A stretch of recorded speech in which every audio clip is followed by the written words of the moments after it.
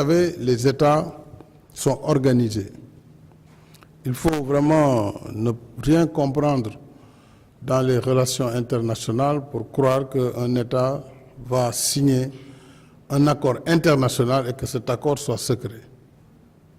C'est méconnaître les mécanismes même de l'organisation de l'État. Ces accords doivent être ratifiés et promulgués en dernière instance par le président de la République. Quand on parle de la ratification, on retourne le pouvoir aux représentants du peuple, que sont les députés. Donc cet accord va être présenté en Conseil des ministres très prochainement. Le Conseil des ministres va l'adopter et le président va l'envoyer au Parlement qui va l'examiner, en discuter en public parce que le gouvernement, le ministre des Affaires étrangères sera là pour répondre aux questions des députés et expliquer de fond en comble les tenants et les aboutissants.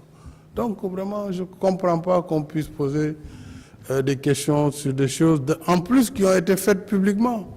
Et depuis des mois, nos États travaillent, nos experts travaillent, nos ministres travaillent, et les chefs d'État ont fait les arbitrages. Quand tout a été bon, je me suis rendu à l'invitation du président de la République islamique de Mauritanie, le président Mohamed Ould Abdelaziz. Ensemble, nous avons assisté à la signature de cet accord entre les deux gouvernements, mais cet accord va suivre toute la chaîne.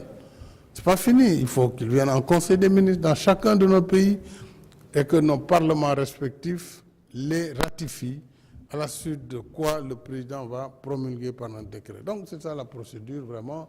On ne peut pas avoir de débat sur de non-sujets.